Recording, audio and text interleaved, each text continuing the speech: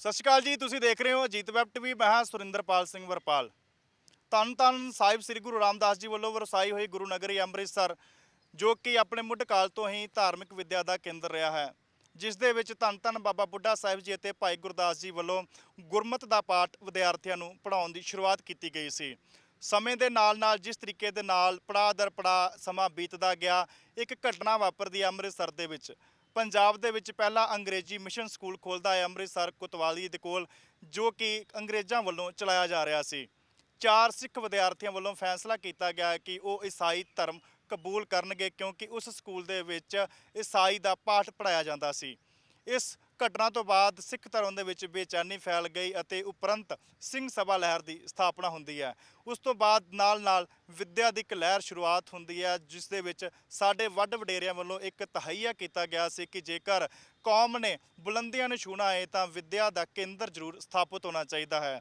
ਉਸ ਦੇ ਵਿੱਚੋਂ ਸਭ ਤੋਂ ਪਹਿਲਾਂ ਸ਼ੁਰੂਆਤ ਹੁੰਦੀ ਹੈ ਖਾਲਸਾ ਕਾਲਜ ਦੀ। ਅੱਜ ਅਸੀਂ ਪਹੁੰਚੇ ਹੋਏ ਹਾਂ ਖਾਲਸਾ ਕਾਲਜ ਦੇ ਵਿਹੜੇ ਦੇ ਵਿੱਚ, ਜਿਸ ਦੇ ਸ਼ਾਨਾ ਮਤੇ ਇਤਿਹਾਸ ਤੋਂ ਅਸੀਂ ਜਾਣੂ ਹੋਵਾਂਗੇ ਕਿਸ ਤਰੀਕੇ ਦੇ ਨਾਲ 130 ਸਾਲ ਦਾ ਸਫ਼ਰ ਇਸ ਖਾਲਸਾ ਕਾਲਜ ਨੇ ਤੈਅ ਕੀਤਾ ਹੈ, ਕਿਹੜੀਆਂ ਚੁਣੌਤੀਆਂ ਰਹੀਆਂ ਨੇ ਤੇ ਕਿਸ ਖੇਤਰ ਦੇ ਵਿੱਚ ਇੱਥੋਂ ਦੇ ਕਾਲਜ ਦੇ ਵਿਦਿਆਰਥੀਆਂ ਨੇ ਮੱਲਾਂ ਮਾਰੀਆਂ ਨੇ।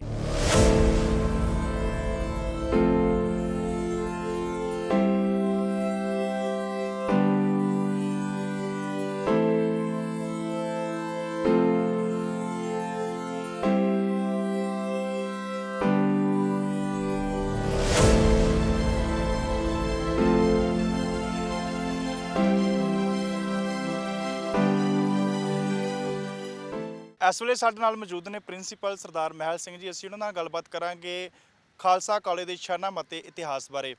ਪ੍ਰਿੰਸੀਪਲ ਸਰ, ਸਭ ਤੋਂ ਪਹਿਲਾਂ ਬਹੁਤ-ਬਹੁਤ ਸਵਾਗਤ ਤੁਹਾਡਾ ਜੀ। ਥੈਂਕ ਯੂ ਜੀ। ਪ੍ਰਿੰਸੀਪਲ ਸਰ, ਖਾਲਸਾ ਕਾਲਜ ਦੀ ਸਥਾਪਨਾ ਕਿਸ ਤਰੀਕੇ ਦੇ ਨਾਲ ਹੁੰਦੀ ਹੈ, ਕਿਹੜੇ ਹਾਲਾਤਾਂ 'ਚ ਹੁੰਦੀ ਹੈ?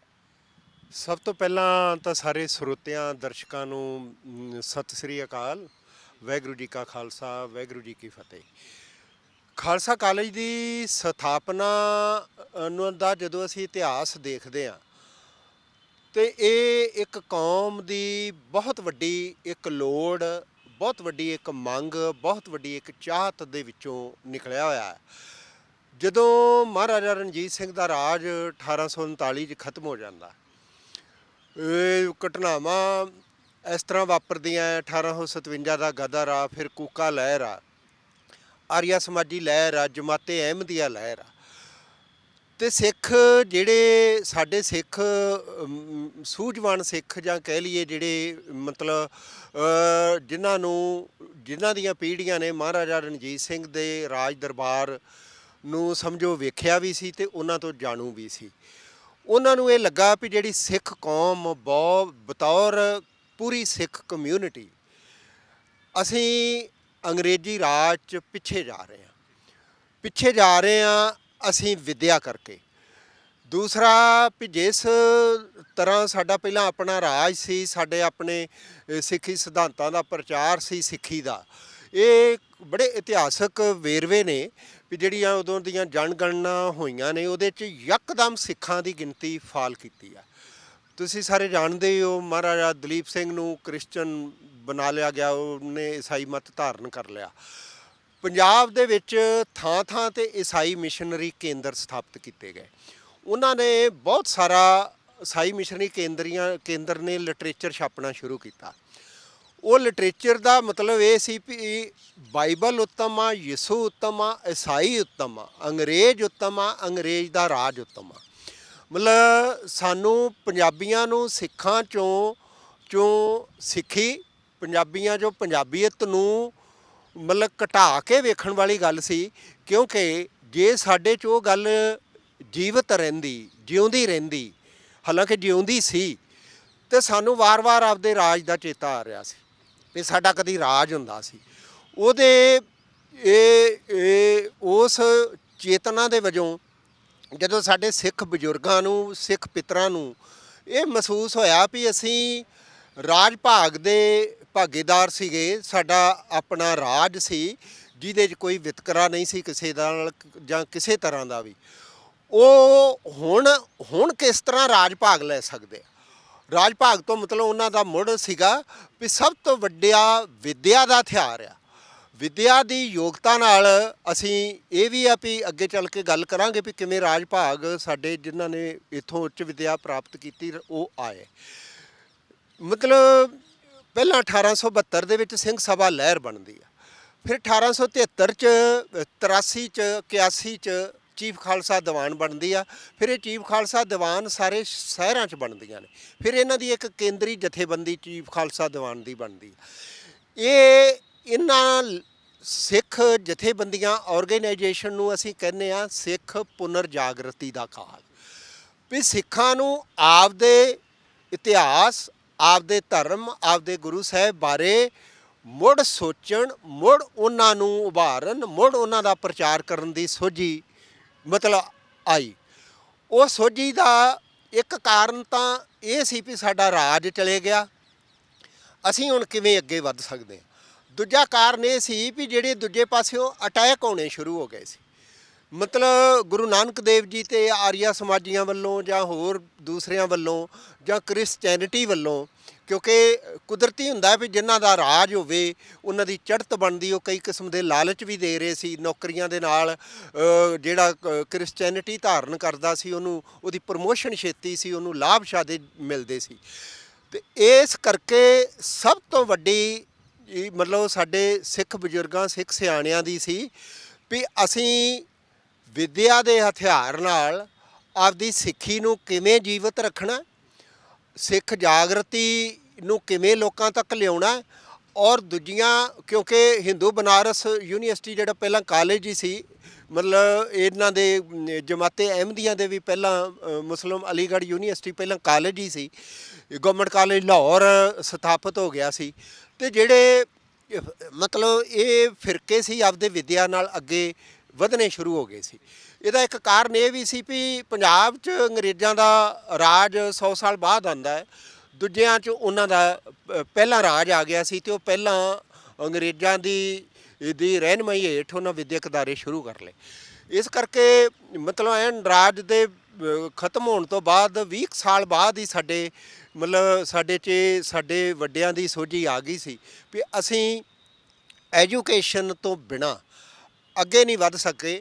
ਅਤੇ ਇਹਦੇ ਲਈ ਫਿਰ ਇੱਕ ਬਹੁਤ ਵੱਡੀ ਕਮੇਟੀ ਬਣੀ, ਮਤਲਬ ਉਹਦੇ 'ਚ ਜਿਹੜੇ ਸਿੰਘ ਸਭਾ ਲਹਿਰ ਦੇ ਨੁਮਾਇੰਦੇ, ਚੀਫ ਖਾਲਸਾ ਦੀਵਾਨ ਦੇ ਨੁਮਾਇੰਦੇ, ਉਹਨੂੰ ਨਾਂ ਖਾਲਸਾ ਕਾਲਜ ਐਸਟੈਬਲਿਸ਼ਮੈਂਟ ਕਮੇਟੀ ਕਿਹਾ ਜਾਂਦਾ। ਉਹਦੇ 'ਚ ਕੁਝ ਅੰਗਰੇਜ਼ ਅਕੈਡਮੀਸ਼ੀਅਨ ਵੀ ਸੀ, W ਬੈਲ ਜਿਹੜਾ ਗਵਰਨਮੈਂਟ ਕਾਲਜ ਲਾਹੌਰ ਦਾ ਪ੍ਰਿੰਸੀਪਲ ਸੀ। ਉਹ ਫਿਰ ਇਹਨਾਂ ਦਾ ਮਕਸਦ ਬਹੁਤ ਵੱਡਾ ਸੀ ਕਮੇਟੀ ਦਾ। ਇਹ ਫਿਰ ਉਸ ਵੇਲੇ ਦੇ ਸਾਰੇ ਜਿਹੜੇ ਸਟੇਟ ਪ੍ਰਿੰਸ ਸੀ, ਮਹਾਰਾਜਾ ਪਟਿਆਲਾ, ਨਾਭਾ, ਫਰੀਦਕੋਟ, ਇਹ ਜੀਂਦ, ਇਹਨਾਂ ਸਾਰਿਆਂ ਕੋਲ ਉਹ ਕਮੇਟੀ ਦੇ ਨੁਮਾਇੰਦੇ ਗਏ। ਔਰ ਇਹ ਬੜਾ ਬਹੁਤ ਮਤਲਬ ਸਾਡੇ ਕੋਲ ਡਾਕੂਮੈਂਟਸ ਨੇ ਇਹ ਸਾਰੀ ਗੱਲ ਦੇ ਵੀ ਉਹਨਾਂ ਬੜੇ ਖੁੱਲ੍ਹੇ ਦਿਲ ਨਾਲ ਇਹਦੇ ਲਈ ਮਾਇਆ ਭੇਟ ਕੀਤੀ ਔਰ ਨਾਲੇ ਤਾਰੀਫ ਕੀਤੀ ਵੀ ਇਹ ਸਿੱਖਾਂ ਦੀ ਬਹੁਤ ਵੱਡੀ ਲੋੜ ਆ। ਵੀ ਇਹ ਸਾਰੇ ਹੀ ਸਾਡੇ ਉਸ ਵੇਲੇ ਦੇ ਸਿੱਖ ਸਟੇਟ ਪ੍ਰਿੰਸ, ਸਿੱਖ ਇੰਟਲੈਕਚੁਅਲ, ਚੀਫ ਖਾਲਸਾ ਦੀਵਾਨ, ਸਿੰਘ ਸਭਾ, ਇਹਨਾਂ ਨੇ ਪੂਰੇ ਪੰਜਾਬ ਦੇ ਵਿੱਚ ਸਾਡੀ ਕੌਮ ਨੂੰ ਇੱਕ ਵਿੱਦਿਅਕ ਅਦਾਰਾ ਦੇਣ ਦੀ ਲੋੜ ਸਮਝੀ ਅਤੇ ਸੋਚ ਇੰਨੀ ਉੱਚੀ ਅਤੇ ਵੱਡੀ ਵੀ ਇਹ ਅਦਾਰਾ ਜਿਵੇਂ ਸਿੱਖਾਂ ਦਾ ਉੱਚਾ ਸੁੱਚਾ ਰਾਜ ਭਾਗ ਰਿਹਾ, ਇਵੇਂ ਹੀ ਉੱਚਾ ਸੁੱਚਾ ਅਤੇ ਵੱਡੇ ਕੈਂਪਸ ਦਾ, ਵੱਡੇ ਮਰਾਤਬੇ ਦਾ ਕਾਲਜ ਹੋਣਾ ਚਾਹੀਦਾ। ਤੁਸੀਂ ਇਹ ਦੇਖੋ ਵੀ ਇਹਦੇ ਲਈ ਵਾਰੀ ਪਹਿਲਾਂ ਕੁਝ ਜ਼ਮੀਨ ਖਰੀਦੀ, ਫੇਰ ਖਰੀਦੀ, ਇਹ ਕਾਫੀ ਦੇਰ ਚੱਲਦੀ ਰਹੀ। ਪਹਿਲਾਂ ਲਾਹੌਰ, GT ਰੋਡ, ਅੰਮ੍ਰਿਤਸਰ, ਕਿੱਥੇ ਜ਼ਮੀਨ ਖਰੀਦੀ ਜੇ। ਅਲਟੀਮੇਟਲੀ ਫਿਰ ਫੈਸਲਾ ਹੋਇਆ ਵੀ ਸਿੱਖਾਂ ਦਾ ਜਿਹੜਾ ਕੇਂਦਰ ਆ, ਧਾਰਮਿਕ ਕੇਂਦਰ ਹਰਿਮੰਦਰ ਸਾਹਿਬ ਮਤਲਬ ਅੰਮ੍ਰਿਤਸਰ ਆ, ਅਤੇ ਅੰਮ੍ਰਿਤਸਰ ਤੋਂ ਬਾਹਰ ਮੇਨ ਰੋਡ 'ਤੇ GT ਰੋਡ ਲਾਹੌਰ 'ਤੇ ਇਹ ਜਗ੍ਹਾ ਖਰੀਦੀ ਜਾਵੇ, ਇਹਦਾ ਫੈਸਲਾ ਹੋਇਆ। ਫਿਰ ਇਹ ਦੇਖੋ ਵੀ 700 ਏਕੜ ਉਹਨਾਂ ਵੇਲਿਆਂ 'ਚ ਜ਼ਮੀਨ ਖਰੀਦੀ ਗਈ ਕਾਲਜ ਲਈ, ਔਰ ਇਹ ਭਾਈ ਰਾਮ ਸਿੰਘ ਤੋਂ ਬਿਲਡਿੰਗ ਦਾ ਨਕਸ਼ਾ ਤਿਆਰ ਕਰਾਇਆ ਗਿਆ। ਹਾਲਾਂਕਿ ਉਹ ਉਸ ਵੇਲੇ ਅਜੇ ਇੰਗਲੈਂਡ ਸੀ ਗਏ, ਰਾਣੀ ਦਾ ਦਰਬਾਰ ਹਾਲ ਡਿਜ਼ਾਈਨ ਕਰ ਰਹੇ ਸੀ, ਪਰ ਉਹਨਾਂ ਦੀ ਵੇਟ ਕੀਤੀ ਗਈ। ਸਾਡੀ ਇਹ ਵੀ ਮੈਂ ਦੱਸ ਦਿਆਂ ਵੀ ਜਿਹੜੀ ਸਾਡੀ ਖਾਲਸਾ ਕਾਲਜ ਦਾ ਨੀਂਹ ਪੱਥਰ ਆ ਉਹ 5 ਮਾਰਚ 1892 ਦਾ ਹੈ, ਪਰ ਸਭ ਤੋਂ ਪਹਿਲਾਂ ਖਾਲਸਾ ਕਾਲਜ ਪਬਲਿਕ ਸਕੂਲ ਸ਼ੁਰੂ ਹੋਇਆ ਉਹ ਅਕਤੂਬਰ 1893 ਚ ਸ਼ੁਰੂ ਹੋਇਆ। ਕਨ੍ਹਈਆ ਲਾਲ ਥੀਏਟਰ, ਉਹਨੂੰ ਕਨ੍ਹਈਆ ਲਾਲ ਦਾ ਮੰਡੂਆ ਵੀ ਕਹਿੰਦੇ ਸੀ, ਹਾਲਗੇਟ ਦੇ ਲਾਗੇ ਉਹ ਕਿਰਾਏ ਤੇ ਲਿਆ ਗਿਆ ਔਰ ਉਹ ਸਕੂਲ ਸ਼ੁਰੂ ਕੀਤਾ ਗਿਆ। ਔਰ ਸਭ ਤੋਂ ਪਹਿਲਾਂ ਸਾਡੇ ਉਸ ਸਕੂਲ ਦੀ ਖਾਸੀਅਤ ਇਹ ਸੀ ਵੀ ਉੱਥੇ ਗੁਰਮੁਖੀ ਤੇ ਪੰਜਾਬੀ ਭਾਸ਼ਾ ਨੂੰ ਨਾਲ ਹੀ ਸ਼ੁਰੂ ਕਰਨ ਦੀ ਇਹ ਯੋਜਨਾ ਬਣਾਈ ਗਈ। ਮਤਲਬ ਉੱਥੇ ਅੰਗਰੇਜ਼ ਅਕੈਡਮੀਸ਼ੀਅਨ ਵੀ ਡਬਲਯੂ ਬੈਲ ਵੀ ਬਹੁਤ ਕਮਾਲ ਦੇ ਉਹਦੇ ਕਮੈਂਟ ਨੇ ਵੀ ਇਹ ਜਿਹੜਾ ਸਿੱਖਾਂ ਦਾ ਸਕੂਲ ਹੋਏਗਾ ਇਹ ਪੰਜਾਬ 'ਚ ਨਿਵੇਕਲਾ ਸਕੂਲ ਹੋਏਗਾ, ਕਿਉਂਕਿ ਇਹ ਆਪਦੀ ਮਾਤ ਭਾਸ਼ਾ ਦੇ ਰਾਹੀਂ ਵੀ ਨਾਲ ਵਿਦਿਆ ਦੇਵੇਗਾ ਔਰ ਆਪਦੇ ਬੱਚੇ ਆਪਦੇ ਵਿਰਸੇ ਤੋਂ ਜਾਣੂ ਹੋਣਗੇ, ਆਪਦੀ ਹਿਸਟਰੀ ਤੋਂ ਜਾਣੂ ਹੋਣਗੇ। ਇਸੇ ਤਰ੍ਹਾਂ ਹੀ ਮਤਲਬ ਸਾਡਾ ਜਿਹੜੀ ਬਿਲਡਿੰਗ ਕੁਝ ਸ਼ੁਰੂ ਹੋ ਜਾਂਦੀ ਆ 1897 98 ਸਾਡੀ BA ਪਾਰਟ 1 ਪਹਿਲੀ ਕਲਾਸ ਸ਼ੁਰੂ ਹੁੰਦੀ ਆ। ਸਰ ਮੈਂ ਇੱਥੇ ਪੁੱਛਣਾ ਚਾਹਾਂਗਾ ਕਿ ਜਦੋਂ ਵੀ ਅਸੀਂ ਖਾਲਸਾ ਕਾਲਜ ਦੀ ਇਮਾਰਤ ਨੂੰ ਦੇਖਦੇ ਹਾਂ ਤਾਂ ਇੱਕ ਅਦਭੁਤ ਕਲਾ ਦਾ ਜਿਹੜਾ ਮੁਜੱਸਮਾ ਇੱਥੇ ਨਜ਼ਰ ਆਉਂਦਾ ਹੈ। ਕਿਸ ਤਰੀਕੇ ਦੇ ਨਾਲ ਜਿਹੜੀ ਹੈ ਇਹ ਬਿਲਡਿੰਗ ਤਿਆਰ ਹੁੰਦੀ ਹੈ, ਕੌਣ ਇਸ ਨੂੰ ਤਿਆਰ ਕਰਦਾ ਹੈ, ਕਿਵੇਂ ਦਾ ਸਾਰਾ ਇਹ ਪ੍ਰਬੰਧ ਚੱਲਦਾ ਹੈ ਖਾਸ ਤੌਰ ਤੇ ਇਮਾਰਤ ਨੂੰ ਤਿਆਰ ਕਰਨ ਵਾਸਤੇ? ਇਹਦੇ ਲਈ ਜਿਹੜੇ ਭਾਈ ਰਾਮ ਸਿੰਘ ਹੋਣਾ ਜਿਨ੍ਹਾਂ ਦਾ ਮੈਂ ਪਹਿਲਾਂ ਵੀ ਨਾਂ ਲਿਆ, ਉਹ ਉਸ ਵੇਲੇ mayo art school Lahore teacher ਸੀਗੇ, ਬਾਅਦ 'ਚੋਂ ਵਾਈਸ ਪ੍ਰਿੰਸੀਪਲ ਵੀ ਬਣੇ। ਉਹਨਾਂ ਨੂੰ ਮਤਲਬ ਉਹਨਾਂ ਦਾ ਆਰਕੀਟੈਕਟ ਦੇ ਵਿੱਚ ਨਾਂ ਬਣ ਚੁੱਕਾ ਸੀ ਅਤੇ ਕਮੇਟੀ ਨੇ ਸੋਚਿਆ ਵੀ ਉਹ ਜਿਵੇਂ ਇਹ ਸਾਡੇ ਵੀ ਇੱਕ ਸਿੱਖ ਆਰਕੀਟੈਕਟ ਨੂੰ ਡਿਜ਼ਾਈਨ ਕਰਕੇ ਸੰਸਥਾ ਨੂੰ ਦਾ ਨਕਸ਼ਾ ਬਣਾ ਸਕਦੇ ਆ, ਉਹਨਾਂ 'ਤੇ ਭਰੋਸਾ ਕੀਤਾ ਗਿਆ ਔਰ ਉਹਨਾਂ ਬਾ ਕਮਾਲ ਕੰਮ ਕੀਤਾ। ਉਹਨਾਂ 3 ਸਾਲ ਨਕਸ਼ਿਆਂ 'ਤੇ ਹੀ ਲਗਾਏ ਔਰ ਤੁਸੀਂ ਖਾਲਸਾ ਕਾਲਜ ਦਾ ਦੇਖੋ, ਇਹਦੇ 'ਚ ਮੁਗਲਈ ਸ਼ੈਲੀ ਵੀ ਆ, ਇਹਦੇ 'ਚ ਸਾਡੀ ਭਾਰਤੀ ਸ਼ੈਲੀ ਵੀ ਆ, ਇਹਦੇ 'ਚ ਸਾਡਾ ਸਿੱਖ ਆਰਕੀਟੈਕਟ ਵੀ ਆ। ਵੀ ਤੁਹਾਨੂੰ ਮੀਨਾਰ ਵੀ ਨਜ਼ਰ ਆਉਣਗੇ, ਪਾਲਕੀਆਂ ਵੀ ਨਜ਼ਰ ਆਉਣਗੀਆਂ, ਤੁਹਾਨੂੰ ਗੁੰਬਦ ਗੁਰਦੁਆਰਾ ਸਾਹਿਬ ਦਾ ਵੀ ਭੁਲੇਖਾ ਮਤਲਬ ਇਹਦੇ 'ਚੋਂ ਨਜ਼ਰ ਆਏਗਾ। ਇਹ ਬਿਲਡਿੰਗ ਕਿਲ੍ਹੇ ਰੂਪ 'ਚ ਵੀ ਬਣਾਈ ਗਈ, ਪੈਲਸ ਰੂਪ 'ਚ ਵੀ ਬਣਾਈ ਗਈ ਅਤੇ ਗੁਰਦੁਆਰਾ ਸਾਹਿਬ ਦੇ ਰੂਪ 'ਚ ਵੀ ਬਣਾਈ ਗਈ। ਇਹਦੇ ਮਗਰ ਫਿਲਾਸਫੀ ਇਹ ਆ, ਜਿਹੜਾ ਕਿਲ੍ਹਾ ਹੁੰਦਾ ਆ ਉਹ ਤੁਹਾਡੀ ਸੁਰੱਖਿਆ ਦੀ ਦੁਨਿਆਵੀ ਸੁਰੱਖਿਆ ਤੋਂ ਦਾ ਕਿਲ੍ਹਾ ਹੁੰਦਾ, ਤੁਹਾਡੀ ਹੋਂਦ ਨੂੰ ਬਚਾਉਣ ਦਾ, ਕਿਉਂਕਿ ਉਸ ਵੇਲੇ ਵਿੱਦਿਆ ਹੀ ਤੁਹਾਡੀ ਸੁਰੱਖਿਆ ਦਾ ਹੋਂਦ ਨੂੰ ਬਚਾਉਣ ਦਾ ਇੱਕ ਵੱਡਾ ਮਾਧਿਅਮ ਸੀ। ਇਸ ਵਿੱਦਿਆ ਰੂਪੀ ਕਿਲ੍ਹੇ ਨੂੰ ਉਸਾਰਿਆ ਗਿਆ, ਜਿੱਥੇ ਵਿੱਦਿਆ ਦਿੱਤੀ ਜਾਣੀ ਸੀ ਉਹਦੀ ਇਮਾਰਤ ਇੱਕ ਕਿਲ੍ਹੇ ਰੂਪ 'ਚ ਬਣਾਈ ਗਈ। ਫਿਰ ਉਹ ਇਮਾਰਤ ਇਸ ਤਰ੍ਹਾਂ ਲੱਗੇ ਵੀ ਇੱਕ ਪੈਲਸ ਵੀ ਲੱਗੇ ਵੀ ਇਹੋ ਜਿਹੀ ਇੱਥੇ ਪੜ੍ਹਨ ਵਾਲਾ ਇੰਨਾ ਗੌਰਵ ਮਹਿਸੂਸ ਕਰੇ ਵੀ ਇਹੋ ਜਿਹੀ ਇਮਾਰਤ ਕੋਈ ਨਹੀਂ। ਇਹ ਪੈਲਸ ਸਾਡਾ ਦੁਨਿਆਵੀ ਪ੍ਰਾਪਤੀਆਂ ਦਾ ਸਭ ਤੋਂ ਵੱਡੀ ਵਸਤ, ਵੱਡਾ ਰੈਣ ਬਸੇਰਾ ਹੁੰਦਾ। ਇੱਥੇ ਪੜ੍ਹਨ ਵਾਲਿਆਂ ਨੇ ਆਪਦੇ ਪੈਲਸ, ਕੋਠੀਆਂ, ਮਹਿਲ ਉਸਾਰ ਲਏ ਵੀ ਵਿੱਦਿਆ ਐਸੀ ਚੀਜ਼ ਸੀ। ਫਿਰ ਇਹ ਗੁਰਦੁਆਰਾ ਸਾਹਿਬ ਦੀ ਵੀ ਇਹਦੇ ਵਿੱਚੋਂ ਵੀ ਝਲਕ ਨਜ਼ਰਦੀ ਆ।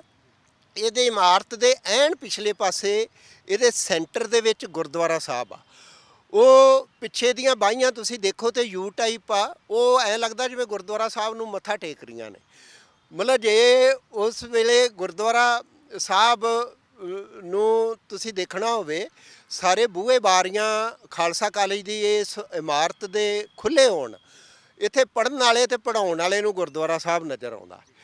ਅਤੇ ਮਤਲਬ ਇਹ ਸੀ ਵੀ ਇੱਥੋਂ ਪੜ੍ਹਨ ਵਾਲਾ ਬੱਚਾ, ਟੀਚਰ ਪੜ੍ਹਾਉਣ ਵਾਲਾ ਇੱਕ ਸੇਵਾ ਭਾਵਨਾ ਨਾਲ ਪੜ੍ਹਾਵੇ ਅਤੇ ਇੱਥੋਂ ਪੜ੍ਹਨ ਵਾਲਾ ਇੱਕ ਸੇਵਾ ਭਾਵਨਾ ਦਾ ਆਦਰਸ਼ ਲੈ ਕੇ ਨਿਕਲਦੇ। ਅਤੇ ਇਵੇਂ ਹੀ ਨਿਕਲੇ ਲੋਕ, ਇੱਥੋਂ ਸੰਸਥਾਵਾਂ ਵਰਗੇ ਬੰਦੇ ਨਿਕਲੇ। ਡਾਕਟਰ ਗੰਡਾ ਸਿੰਘ ਆ, ਪ੍ਰੋਫੈਸਰ ਸਾਹਿਬ ਸਿੰਘ ਨੇ, ਮਤਲਬ ਐਸੇ ਬੰਦੇ ਜਿਨ੍ਹਾਂ ਦਾ ਮਤਲਬ ਕੋਈ ਜਵਾਬ ਹੀ ਨਹੀਂ।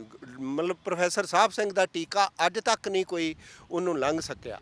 ਮਤਲਬ ਇਹ ਜਿਹੜੀ ਇਮਾਰਤ, ਇਹਦਾ ਏਡਾ ਵੱਡਾ ਹਾਲਾ, ਏਡੀ ਵੱਡੀ ਇਹਦੀ ਦਿੱਖ, ਇਹਦੇ 'ਚ ਵੀ ਉਸ ਵੇਲੇ ਜਿਹੜਾ ਦਵਾਖਾਨਾ ਅਸੀਂ ਕਹਿੰਦੇ ਹਾਂ, ਜਿੱਥੇ ਇਬਾਦਤ ਕਰਦੇ ਹਾਂ, ਅਰਦਾਸ ਕਰਦੇ ਹਾਂ, ਗੁਰਦੁਆਰਾ ਸਾਹਿਬ ਉਹ ਵੀ ਦਵਾਖਾਨਾ, ਜਿਹੜੀ ਸਰੀਰਕ ਕੋਈ ਲੋੜ ਆ, ਕੋਈ ਬਿਮਾਰੀ ਆ, ਅਤੇ ਸਾਡੇ ਹੌਸਪੀਟਲ ਡਿਸਪੈਂਸਰੀ ਸ਼ੁਰੂ ਕੀਤੀ, ਅਤੇ ਗਿਆਨਖਾਨਾ। ਇਹ ਤਿੰਨੇ ਅਹਿਮ ਖੰਡ ਨੇ ਬੰਦੇ ਦੀ ਜ਼ਿੰਦਗੀ ਦੇ, ਦਵਾਖਾਨਾ, ਗਿਆਨਖਾਨਾ। ਇਹ ਤਿੰਨੇ ਖੰਡ ਇਸ ਕੈਂਪਸ 'ਚ ਉਸਾਰੇ ਗਏ। ਅਤੇ ਇਹ ਕਦੀ ਇੱਥੇ ਮਹਾਤਮਾ ਗਾਂਧੀ, ਪੰਡਿਤ ਜਵਾਹਰ ਲਾਲ ਨਹਿਰੂ ਵੀ ਆਏ, ਅਤੇ ਉਹਨਾਂ ਦਾ ਇੱਕ ਫਿਕਰੇ 'ਚ ਬੋਲ ਸੀ ਵੀ ਇੱਥੇ ਫਿਰਦਾ ਬੱਚਾ ਅਧਿਆਪਕ ਜਾਂ ਕੋਈ ਵੀ ਉਹ ਛੋਟਾ ਨਹੀਂ ਸੋਚ ਸਕਦਾ। ਇਹ ਏਡੀ ਵੱਡੀ, ਜਿੱਡਾ ਵੱਡਾ ਮਹਾਰਾਜਾ ਰਣਜੀਤ ਸਿੰਘ ਦਾ ਰਾਜ ਸੀ, ਓਡੀ ਵੱਡੀ ਵਿਦਿਅਕ ਸੰਸਥਾ ਉਸਾਰੀ ਗਈ ਵੀ ਉਸ ਰਾਜ ਵਾਂਗ ਇੱਥੇ ਪੜ੍ਹਨ ਵਾਲਾ ਜਾਤ ਪਾਤ ਦੇ ਭੇਦ ਤੋਂ, ਛੋਟੀਆਂ ਗੱਲਾਂ ਤੋਂ ਉੱਪਰ ਉੱਠ ਕੇ ਇੱਕ ਬਹੁਤ ਵੱਡਾ ਹਿਊਮਨ ਬੀਇੰਗ ਬਣੇ, ਬਹੁਤ ਵੱਡਾ ਇਨਸਾਨ ਬਣੇ। ਇਸ ਕਰਕੇ ਇਸ ਇਮਾਰਤ ਨੂੰ ਸਿਰਜਣ ਦੇ ਵਿੱਚ ਇਹ ਮਗਰ ਫਿਲਾਸਫੀ ਕੰਮ ਕਰਦੀ ਸੀ। ਮੈਂ ਇੱਕ ਤੁਹਾਨੂੰ ਘਟਨਾ ਦੱਸਾਂ, 1904 'ਚ ਇੱਥੇ ਵਿਦਿਅਕ ਕਾਨਫਰੰਸ ਕਰਾਈ ਗਈ। ਉਸ ਵਿਦਿਅਕ ਕਾਨਫਰੰਸ ਦਾ ਮਕਸਦ ਤਾਂ ਇਹ ਹੀ ਸੀ ਵੀ ਇੱਕ ਸਟੇਟ ਪ੍ਰਿੰਸ ਸਾਰੇ ਇੱਥੇ ਬੁਲਾਏ ਜਾਣ ਜਿਨ੍ਹਾਂ ਨੇ ਪਹਿਲਾਂ ਵੀ ਮਦਦ ਕੀਤੀ ਆ। ਅਤੇ ਉਹ ਬੜੇ ਸਟੇਟ ਪ੍ਰਿੰਸ ਜਿਹੜੇ ਰਾਜੇ ਸਾਡੇ ਸੀ, ਉਹ ਆਪਦੇ ਉਸ ਸ਼ਾਹੀ ਠਾਠ ਲਿਬਾਸ 'ਚ ਆਏ। ਉਹਨਾਂ ਦੇ ਨਾਲ ਉਹਨਾਂ ਦੇ ਪੂਰਾ ਸਿਕਿਉਰਿਟੀ, ਪੂਰਾ ਬੈਂਡ ਇਸ ਤਰ੍ਹਾਂ ਆਏ। ਅਤੇ doctor Ganda Singh history of Khalsa college 'ਚ ਲਿਖਦਾ ਹੈ ਵੀ ਮੈਨੂੰ ਇੰਝ ਲੱਗ ਰਿਹਾ ਸੀ ਵੀ ਇਹ ਮਹਾਰਾਜਾ ਰਣਜੀਤ ਸਿੰਘ ਦੇ ਰਾਜ ਦਰਬਾਰ ਦੀ ਕੋਈ ਕਾਨਫਰੰਸ। ਮਤਲਬ ਉਹ, ਕਿਉਂਕਿ ਡਾਕਟਰ ਗੰਡਾ ਸਿੰਘ ਇੱਕ ਹਿਸਟੋਰੀਅਨ ਸੀ, ਉਹ ਮਹਾਰਾਜਾ ਰਣਜੀਤ ਸਿੰਘ ਹਿਸਟਰੀ ਦੇ ਰਾਜ ਨੂੰ ਜਾਣਦੇ ਸੀ ਵੀ ਇਹਦੇ ਮਗਰ ਮਕਸਦ ਓਨਾ ਹੀ ਉੱਚਾ ਸੁੱਚਾ ਸੀ ਵੀ ਜਿੰਨਾ ਉੱਚਾ ਸੁੱਚਾ ਸਾਡਾ ਰਾਜ ਰਿਹਾ, ਅਸੀਂ ਓਨੀ ਉੱਚੀ ਸੁੱਚੀ ਇਹ ਇਮਾਰਤ, ਵਿਦਿਅਕ ਇਮਾਰਤ, ਇੰਨਾ ਖੁੱਲ੍ਹਾ ਕੈਂਪਸ ਬਣਾਉਣਾ ਆ ਜਿਹਦੇ ਵਿੱਚ ਮਤਲਬ ਸਾਡੀ ਮਤਲਬ ਮੈਨੇਜਿੰਗ ਕਮੇਟੀ ਦੀ ਜਿਹੜਾ ਕੌਂਸਟੀਟਿਊਸ਼ਨ ਐਕਟ ਆ, ਜਿਵੇਂ ਮੈਂ ਪਹਿਲਾਂ ਸਕੂਲ ਦਾ ਦੱਸਿਆ ਵੀ ਆਧੁਨਿਕ ਵਿਦਿਆ ਤਾਂ ਦੇਣੀ ਸੀ। ਆਧੁਨਿਕ ਵਿਦਿਆ ਪਹਿਲਾਂ ਆਰਟਸ, ਲੈਂਗੁਏਜ, ਡਿਗਰੀ ਪੱਧਰ ਦੀ ਵਿਦਿਆ, ਫਿਰ 14-15 'ਚ ਹੀ ਇੱਥੇ ਸਾਇੰਸ ਦੀ ਐਜੂਕੇਸ਼ਨ ਸ਼ੁਰੂ ਹੁੰਦੀ, ਫਿਰ 17-18 'ਚ ਕੁਝ ਮਾਸਟਰ ਸ਼ੁਰੂ ਹੁੰਦੀਆਂ, ਔਰ 17-18 ਤੋਂ ਹੀ BSc ਐਗਰੀਕਲਚਰ 2 ਸਾਲ ਇੱਥੇ ਪੜ੍ਹਾਇਆ ਜਾਂਦਾ ਸੀ, 1 ਸਾਲ ਲੈਲਪੁਰ ਲੱਗਦਾ ਸੀ। ਸਰ 130 ਸਾਲ ਜਿਹੜੇ ਨੇ ਸਮਾਂ ਬੀਤ ਚੁੱਕਾ ਜੀ, 130 ਸਾਲ ਅਗਲੇ ਸਾਲ ਜਿਹੜੇ ਹੋ ਜਾਣਗੇ। ਹੁਣ ਤੱਕ ਕਿਹੜੇ ਸਿੱਖਿਆ ਤੋਂ ਇਲਾਵਾ ਕਿਹੜੇ ਖੇਤਰਾਂ ਦੇ ਵਿੱਚ ਜਿਹੜੀਆਂ ਉਪਲਬਧੀਆਂ ਰਹੀਆਂ ਨੇ ਖਾਲਸਾ ਕਾਲਜ ਦੀਆਂ, ਅਤੇ ਆਉਣ ਵਾਲੇ ਸਮੇਂ ਦੇ ਵਿੱਚ ਤੁਸੀਂ ਕੀ ਚੁਣੌਤੀਆਂ ਮੰਨਦੇ ਹੋ ਵੀ ਖਾਲਸਾ ਕਾਲਜ ਵਾਸਤੇ ਕੀ ਹੋਣਗੀਆਂ? ਇਹ ਦੇਖੋ, ਜਦੋਂ ਅਸੀਂ ਉਪਲਬਧੀਆਂ ਦੀ ਗੱਲ ਕਰਦੇ ਹਾਂ, ਤੁਸੀਂ ਡਿਫੈਂਸ ਸਰਵਿਸਿਜ਼ ਦੇ ਵਿੱਚ ਆਰਮੀ 'ਚ ਦੇਖੋ, ਪੁਰਾਣੇ ਜਨਰਲ ਹਰਬਖਸ਼ ਸਿੰਘ ਵਰਗੇ ਏਡੇ ਵੱਡੇ ਰੁਤਬੇ ਵਾਲੇ ਬੰਦੇ ਡਿਫੈਂਸ ਸਰਵਿਸਿਜ਼ 'ਚ ਖਾਲਸਾ ਕਾਲਜ 'ਚੋਂ ਨਿਕਲੇ। ਸਰਦਾਰ ਪ੍ਰਤਾਪ ਸਿੰਘ ਕੈਰੋਂ, ਜਿਹਨੂੰ ਅਸੀਂ ਬੜਾ ਵਿਜ਼ਨਰੀ CM ਮੰਨਦੇ ਹਾਂ, ਖਾਲਸਾ ਕਾਲਜ ਦੀ ਮਤਲਬ ਏਡੇ ਵੱਡੇ ਸਾਹਿਤਕਾਰ ਪ੍ਰਿੰਸੀਪਲ ਤੇਜਾ ਸਿੰਘ, ਪ੍ਰਿੰਸੀਪਲ ਜੋਧ ਸਿੰਘ ਵਰਗੇ ਖਾਲਸਾ ਕਾਲਜ 'ਚੋਂ ਨਿਕਲੇ, ਜਿਹੜੇ ਸੰਸਥਾਵਾਂ ਵਰਗੇ ਬੰਦੇ ਸੀ। ਉਹਨਾਂ ਸੰਸਥਾਵਾਂ ਵਾਂਗ ਕੰਮ ਕੀਤਾ, ਕੀ ਸਾਇੰਸ ਦੇ ਵਿੱਚ, ਕੀ ਲਿਟਰੇਚਰ ਦੇ ਵਿੱਚ, ਕੀ ਧਰਮ ਦੇ ਖੇਤਰ 'ਚ। ਫਿਰ ਇਹ ਡਾਕਟਰ ਗੰਡਾ ਸਿੰਘ ਨੇ ਵੀ ਪੁਰਾਣੀ ਖਾਲਸਾ ਕਾਲਜ ਦਾ ਇੱਕ ਮਕਸਦ ਆਪਣੇ ਸਿੱਖ ਵਿਰਸੇ ਨੂੰ ਉਭਾਰਨਾ, ਪ੍ਰਚਾਰਨਾ, ਵਿਸਥਾਰਨਾ ਸੀ। ਔਰ ਉਹਨਾਂ ਨੇ ਉਹ ਸਾਰਾ ਬੜਾ ਖਰੜੇ ਪੁਰਾਤਨ ਹੱਥ ਲਿਖਤਾਂ ਗੁਰੂ ਸਾਹਿਬ ਦੇ ਵੇਲੇ, ਸਿੱਖ ਰਾਜ ਦੇ ਵੇਲੇ ਦੀਆਂ ਨਿਸ਼ਾਨੀਆਂ ਸਾਡੇ ਸਿੱਖ ਇਤਿਹਾਸ ਖੋਜ ਕੇਂਦਰ ਦੇ ਵਿੱਚ ਉਪਲਬਧ ਨੇ। ਅਤੇ ਇਹਨੇ, ਜੇ ਮੈਂ ਕਹਿ ਲਾਂ ਨਾ ਵੀ ਮਹਾਰਾਜਾ ਰਣਜੀਤ ਸਿੰਘ ਤੋਂ ਬਾਅਦ ਜੇ ਰਾਜ ਭਾਗ ਸਿੱਖਾਂ ਨੂੰ 47 ਤੱਕ ਦੇਣ 'ਚ ਅਹਿਮ ਰੋਲ ਅਦਾ ਕੀਤਾ, ਖਾਲਸਾ ਕਾਲਜ ਨੇ ਪੰਜਾਬ ਨੂੰ ਆਧੁਨਿਕ ਲੀਹਾਂ 'ਤੇ ਤੋਰਨ ਦਾ ਰੋਲ ਪਲੇ ਕੀਤਾ। ਇਹ ਬਹੁਤ ਵੱਡੀ ਉਪਲਬਧੀ। ਖਾਲਸਾ ਕਾਲਜ ਦੇ ਵਿੱਚੋਂ ਨਿਕਲ ਸਾਡੇ ਵਿੱਦਿਆ ਦੇ ਲੈਣ ਵਾਲੇ ਇੱਥੋਂ ਦੇ ਵਿਦਿਆਰਥੀਆਂ ਨੇ ਹਰ ਖਿੱਤੇ ਦੇ ਵਿੱਚ, ਸਪੋਰਟਸ ਦੇ ਵਿੱਚ ਸਾਡਾ ਪਿੱਛੇ ਜੇ ਸਾਡੇ ਉਹ ਬਲਬੀਰ ਸਿੰਘ ਹਾਕੀ ਓਲੰਪੀਅਨ, ਪ੍ਰਵੀਨ ਪਾਲ ਆ, ਮਤਲਬ ਲਿਸਟ ਮੁੱਕਦੀ ਆ, ਇੰਨੀ ਲੰਮੀ ਲਿਸਟ ਆ ਸਾਡੀ ਉਹਨਾਂ ਦੀ। ਉਹ ਸਭ ਖੇਡਾਂ ਦੇ ਵਿੱਚ ਕੀ ਮਤਲਬ ਸੱਭਿਆਚਾਰ, ਕਿੰਨੇ ਕਲਾਕਾਰ ਪੈਦਾ ਇੱਥੇ, ਕੇਵਲ ਧਾਲੀਵਾਲ, ਅਮਰਿੰਦਰ ਗਿੱਲ ਵਰਗੇ, ਇਹ ਸਾਰੇ ਇਸ ਤਰ੍ਹਾਂ ਦੇ ਸਾਰੇ ਕਲਚਰਲ ਥੀਏਟਰ ਗਰੁੱਪ 'ਚੋਂ ਇਸ ਤਰ੍ਹਾਂ ਦੇ ਨਿਕਲੇ ਨੇ। ਮਤਲਬ ਫਿਰ ਖਾਲਸਾ ਕਾਲਜ ਦੀ ਇੱਕ ਹੋਰ ਬਹੁਤ ਵੱਡੀ ਦੇਣ ਰਹੀ ਆ ਵੀ ਜਦੋਂ ਚੀਫ ਖਾਲਸਾ ਦੀਵਾਨ ਨੇ ਹੋਰ ਸਕੂਲ ਖੋਲ੍ਹੇ ਅਤੇ ਇੱਥੋਂ ਲੱਗਾ ਵੀ ਸਾਨੂੰ ਗੁਰਮੁਖੀ ਪੰਜਾਬੀ ਦੀ ਪੜ੍ਹਾਈ ਦੇ ਟ੍ਰੇਨਡ ਟੀਚਰ ਚਾਹੀਦੇ ਨੇ। ਖਾਲਸਾ ਕਾਲਜ 'ਚ ਉਹ ਟ੍ਰੇਨਿੰਗ ਸੈਂਟਰ 1921-22-23 'ਚ ਚੱਲਦਾ ਰਿਹਾ ਵੀ ਉਹ ਟੀਚਰਾਂ ਨੂੰ ਦੇਖੋ। ਅੱਜ ਤੁਸੀਂ ਕਿਤੇ ਦੇਖੋ ਅਤੇ ਇਹੋ ਜਿਹੀ ਕਿਤੇ ਟ੍ਰੇਨਿੰਗ ਨਹੀਂ ਹੈਗੀ। ਫਿਰ ਇੱਥੇ ਇੱਕ 33-34 ਦੇ ਵਿੱਚ ਇੰਗਲਿਸ਼ ਅਤੇ ਪੰਜਾਬੀ ਕਿਉਂਕਿ ਜਿਹੜੇ ਲੈਂਗੁਏਜ ਟੀਚਰ ਆ ਨੇ ਇਹਦੀ ਮੁਹਾਰਤ ਹੋਣੀ ਲੈਂਗੁਏਜ ਤੇ ਬਹੁਤ ਜ਼ਰੂਰੀ ਆ। ਉਹ ਵੀ ਸੈਂਟਰ ਇੱਥੇ ਚੱਲਦਾ ਸੀ ਜਿਹੜਾ ਇੰਗਲਿਸ਼ ਪੜ੍ਹਾਉਣ ਦੀ ਵੀ ਸਕੂਲ 'ਚ ਟ੍ਰੇਨਿੰਗ ਦਿੰਦਾ ਸੀ ਔਰ ਪੰਜਾਬੀ ਦੀ ਵੀ ਲੈਂਗੁਏਜ ਦੀ ਮਤਲਬ ਮੁਹਾਰਤ ਦੀ ਟ੍ਰੇਨਿੰਗ ਦਿੰਦਾ ਸੀ। ਵੀ ਖਾਲਸਾ ਕਾਲਜ ਟੀਚਰਾਂ ਦਾ ਟ੍ਰੇਨਿੰਗ ਸੈਂਟਰ ਵੀ ਸੀ। ਬਹੁਤ ਵੱਡੀ ਇਹਦੀ ਦੇਣ ਰਹੀ ਆ ਸਾਰੇ ਪੱਖਾਂ ਤੋਂ ਹੀ। ਅੱਜ ਵੀ ਦੇਖੋ ਮਤਲਬ ਇੱਥੋਂ ਦੇ ਪੜ੍ਹੇ ਜਿਵੇਂ ਖਾਲਸਾ ਕਾਲਜ ਦਾ ਨਾਂ ਲੈਂਦੇ ਹੀ ਉਹਨਾਂ ਦਾ ਸਿਰ ਝੁਕ ਜਾਂਦਾ ਹੈ ਜਦੋਂ ਆਉਂਦੇ ਨੇ ਸਾਡੇ ਅਲੂਮਨੀ ਮੱਥਾ ਟੇਕਦੇ ਨੇ। ਬਹੁਤ ਵੱਡਾ ਇੱਕ ਸਾਡਾ ਸਰਦਾਰ ਬਖਸ਼ੀਸ਼ ਸਿੰਘ ਸੰਧੂ ਅਲੂਮਨੀ ਆ, ਅਮਰੀਕਾ ਉਹ ਡਾਕਟਰਾਂ ਦਾ ਪਰਿਵਾਰ ਆ। ਉਹਨਾਂ ਬਹੁਤ ਵੱਡੀ ਵਿੱਤੀ ਮਦਦ ਨਾਲ ਸਾਡੀ ਸਕਿੱਲ ਡਿਵੈਲਪਮੈਂਟ ਸੈਂਟਰ ਉਸਾਰ ਕੇ ਦਿੱਤਾ। ਇੱਥੋਂ ਹੱਥੀਂ ਕੰਮ ਬੱਚੇ ਸਿੱਖਣ ਅਤੇ ਆਪਦੀ ਰੋਟੀ ਰੋਜੀ ਕਮਾ ਸਕਣ। ਇਹ ਯੂਨੀਵਰਸਿਟੀਆਂ ਬਾਅਦ 'ਚ ਬਣਦੀਆਂ ਨੇ, ਇਹਨਾਂ ਨੂੰ ਕਈ ਯੂਨੀਵਰਸਿਟੀਆਂ ਦੀ ਮਾਂ ਕਿਹਾ ਜਾਂਦਾ ਖਾਲਸਾ ਕਾਲਜ ਨੂੰ। ਬਜਟ ਕਿਵੇਂ ਬਣਨੇ ਨੇ, ਪ੍ਰੋਸੀਡਿੰਗ ਕਿਵੇਂ ਬਣਨੀ ਆ ਯੂਨੀਵਰਸਿਟੀਆਂ ਦੀਆਂ, ਸਿੰਡੀਕੇਟ ਕਿਵੇਂ ਨੇ, ਸੈਨੇਟਾਂ ਕਿਵੇਂ ਨੇ, ਇਹ ਸਾਰਾ ਕੁਝ ਖਾਲਸਾ ਕਾਲਜ ਨੂੰ ਵੇਖ ਕੇ ਬਣਿਆ ਹੋਇਆ। ਮਤਲਬ ਇਹਦੀ ਇੰਨੀ ਵੱਡੀ ਦੇਣ। ਫਿਰ ਇਹਦੇ ਕੋਲ ਜਿੰਨੇ ਕੋਰਸ ਨੇ ਕਿ ਤੁਸੀਂ ਮਤਲਬ ਕਮਰਸ, ਆਰਟਸ, ਸਾਇੰਸ ਦੇ ਨਾਲ ਨਾਲ ਫੂਡ ਸਾਇੰਸ, ਫਿਜ਼ੀਓਥੈਰੇਪੀ, ਐਗਰੀਕਲਚਰ, ਅੱਜ ਕੱਲ੍ਹ ਜਿਵੇਂ ਫੈਸ਼ਨ ਟੈਕਨੋਲੋਜੀ, ਇਹ ਕੰਪਿਊਟਰ ਸਾਇੰਸ, ਵੀ ਕੋਈ ਐਸਾ ਕੋਰਸ ਨਹੀਂ, ਕੋਈ ਐਸੀ ਡਿਗਰੀ ਨਹੀਂ ਜਿਹੜੀ ਖਾਲਸਾ ਕਾਲਜ 'ਚ ਨਾ ਹੁੰਦੀ ਹੋਵੇ। ਔਰ ਜਿਹੜੀ ਅੱਜ ਵੀ ਇਹਦੀ ਜਿਹੜੀ ਵੱਡੀ ਦੇਣ ਇਸ ਗੱਲ ਦੀ ਹੈ ਵੀ ਖਾਲਸਾ ਕਾਲਜ ਬੱਚੇ ਨੂੰ ਕੇਵਲ ਕਲਾਸਰੂਮ ਸਟੱਡੀ ਤੱਕ ਸੀਮਿਤ ਨਹੀਂ ਰੱਖਦਾ।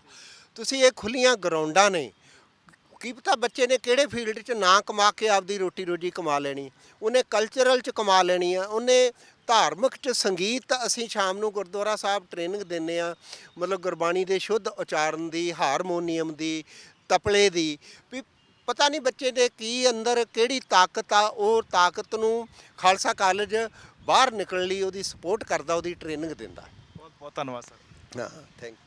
ਸੋ ਇਹ ਸਾਡੇ ਪ੍ਰਿੰਸੀਪਲ ਮਹਿਲ ਸਿੰਘ ਜਿਨ੍ਹਾਂ ਨੇ ਦਸਤਾਨਾ ਮਤੇ ਇਤਿਹਾਸ ਤੋਂ ਜਾਣੂ ਕਰਵਾਇਆ ਹੈ ਕਿਸ ਤਰੀਕੇ ਦੇ ਨਾਲ ਖਾਲਸਾ ਕਾਲਜ ਦੀ ਸਥਾਪਨਾ ਹੁੰਦੀ ਹੈ। ਉਸ ਤੋਂ ਬਾਅਦ ਪੜਾਅ ਦਰ ਪੜਾਅ ਆਪਣਾ ਸਫ਼ਰ ਤੈਅ ਕਰਦਾ ਹੋਇਆ ਅੱਜ ਵੀ ਜਿਉਂਦੇ ਜਾਗਦੀ ਮਿਸਾਲ ਜਿਹੜੀ ਹੈ ਖਾਸ ਤੌਰ 'ਤੇ ਸਮਾਜ ਵਾਸਤੇ ਬਣੀ ਹੋਈ। ਤੇ ਜੇਕਰ ਕਿਹਾ ਜਾਵੇ ਕਿ ਇਹ ਇਕੱਲੇ ਸਿੱਖਾਂ ਦਾ ਨਹੀਂ ਬਲਕਿ ਹਰ ਕੌਮ ਦੇ ਲਈ ਇਹ ਇੱਕ ਜੀਤੀ ਜਾਗਦੀ ਮਿਸਾਲ ਹੈ ਜਿਸ ਦਾ ਜ਼ਿਕਰ ਹਰ ਥਾਂ, ਹਰ ਵੇਲੇ, ਹਰ ਵਰਗ ਵੱਲੋਂ ਕੀਤਾ ਜਾਂਦਾ ਹੈ। ਖਾਲਸਾ ਕਾਲਜ ਦੀ ਸਥਾਪਨਾ ਦੇ ਦੌਰਾਨ ਜਨਰਲ ਕੌਂਸਲ ਹੋਣ ਦੇ ਵਿੱਚ ਆਉਂਦਾ ਹੈ। ਇਸ ਬਾਬਤ ਅਸੀਂ ਗੱਲਬਾਤ ਕਰਾਂਗੇ ਪ੍ਰਿੰਸੀਪਲ ਡਾਕਟਰ ਇੰਦਰਜੀਤ ਸਿੰਘ ਗੋਗੋਵਾਣੀ। ਗੋਗੋਵਾਣੀ ਸਾਹਿਬ, ਬਹੁਤ ਬਹੁਤ ਸਵਾਗਤ ਹੈ ਜੀ ਤੁਹਾਡਾ। ਧੰਨਵਾਦ ਜੀ। ਖਾਲਸਾ ਕਾਲਜ ਦੀ ਸਥਾਪਨਾ ਹੁੰਦੀ ਹੈ, ਨਾਲ ਨਾਲ ਜਨਰਲ ਕੌਂਸਲ ਜਿਹੜੀ ਉਹ ਚੁਣੀ ਜਾਂਦੀ ਹੈ। ਤੁਸੀਂ ਥੋੜ੍ਹਾ ਜਿਹਾ ਇਹਦੇ ਬਾਰੇ ਸਾਨੂੰ ਦੱਸਿਓ ਕਿ ਕਿਸ ਤਰੀਕੇ ਦੇ ਨਾਲ ਇਹ ਹੋਂਦ ਦੇ ਵਿੱਚ ਆਉਂਦੀ ਹੈ, ਕਿਵੇਂ ਦਾ ਇਹਨਾਂ ਦਾ ਕਾਰਜਕਾਰ ਰਹਿੰਦਾ ਹੈ, ਕੀ ਕੁਝ ਕੰਮ ਰਹਿੰਦੇ ਨੇ ਇਹਨਾਂ ਦੇ। ਦੇਖੋ, ਜਿਵੇਂ ਖਾਲਸਾ ਦੀਵਾਨ ਅੰਮ੍ਰਿਤਸਰ ਬਣਿਆ ਅਤੇ ਖਾਲਸਾ ਦੀਵਾਨ ਲਾਹੌਰ ਸਥਾਪਿਤ ਹੋਇਆ, ਇਹਨਾਂ ਦੋਨਾਂ ਦਾ ਏਜੰਡਾ ਜਿਹੜਾ ਹੈ ਖਾਲਸਾ ਕਾਲਜ ਸਥਾਪਿਤ ਕਰਨਾ ਸੀ। ਇਹਦੇ ਵਿੱਚੋਂ 22 ਫਰਵਰੀ 1890 ਨੂੰ ਜਿਹੜੀ ਖਾਲਸਾ ਕਾਲਜ ਸਟੈਬਲਿਸ਼ਮੈਂਟ ਕਮੇਟੀ ਸਥਾਪਿਤ ਹੋਈ ਔਰ ਇਹਨਾਂ ਨੇ ਇੱਕ ਆਪਣਾ ਏਜੰਡਾ ਰੱਖਿਆ ਹੈ, ਕਿਉਂਕਿ ਜਿਵੇਂ ਸਿੰਘ ਸਭਾ ਲਹਿਰ ਦਾ ਏਜੰਡਾ ਸੀ ਵੀ ਖਾਲਸਾ ਕਾਲਜ ਸਕੂਲ ਵੀ ਸਥਾਪਿਤ ਕਰਨੇ, ਗੁਰਮੁਖੀ ਲਿਪੀ ਦਾ ਪ੍ਰਚਾਰ, ਧਰਮ ਦਾ ਪ੍ਰਚਾਰ, ਆਪਣੀ ਵਿਰਸੇ ਵਿਰਾਸਤ ਨੂੰ ਸਾਂਭਣਾ। ਤਾਂ ਉਹਦੇ ਵਿੱਚੋਂ ਇਹਨਾਂ ਨੇ ਪਹੁੰਚ ਵਿਧੀ ਕੀਤੀ ਅਤੇ ਜਿਹੜੀ ਖਾਲਸਾ ਕਾਲਜ ਸੁਸਾਇਟੀ ਹੈ ਜਿਹੜੀ ਰਜਿਸਟਰਡ ਹੋਈ ਹੈ ਉਹ ਅਪ੍ਰੈਲ 1892 ਈਸਵੀ ਨੂੰ। ਇਹਦੇ ਵਿੱਚ ਕਿਉਂਕਿ ਸਰਦਾਰ ਅਤਰ ਸਿੰਘ ਤਾਂ ਵਾਈਸ ਪ੍ਰੈਜ਼ੀਡੈਂਟ ਸਨ ਅਤੇ ਪ੍ਰੈਜ਼ੀਡੈਂਟ ਜਿਹੜੇ ਆ ਉਹ ਅੰਗਰੇਜ਼ ਸਨ। ਇੱਕ ਅਸਿਸਟੈਂਟ ਸੈਕਟਰੀ ਸੀ ਦਲੀਪ ਸਿੰਘ ਵੀ ਸੀ, ਸੋਭਾ ਸਿੰਘ ਵੀ ਸੀ ਇਹਦੇ ਵਿੱਚ। ਤਾਂ ਇਹਨਾਂ ਨੇ ਜਿਹੜਾ ਸਮੁੱਚਾ ਇਹਦੇ ਵਜੂਦ ਨੂੰ ਸਥਾਪਿਤ ਕਰਨੀ, ਲਾਹੌਰ ਤੋਂ ਸਥਾਪਿਤ ਹੋਈ ਸਾਡੀ ਜਿਹੜੀ ਖਾਲਸਾ ਕਾਲਜ ਸੁਸਾਇਟੀ ਹੈ। ਤਾਂ ਫਿਰ ਇਹਨਾਂ ਨੇ ਆਪਣੇ ਜਿਹੜਾ ਅੱਗੇ ਜਿਹੜਾ ਪਸਾਰ ਕੀਤਾ, ਪਹੁੰਚ ਵਿਧੀ ਕੀਤੀ ਸਮਾਜ ਦੇ ਤੱਕ, ਧਾਰਮਿਕ ਸ਼ਖਸੀਅਤਾਂ ਤੱਕ।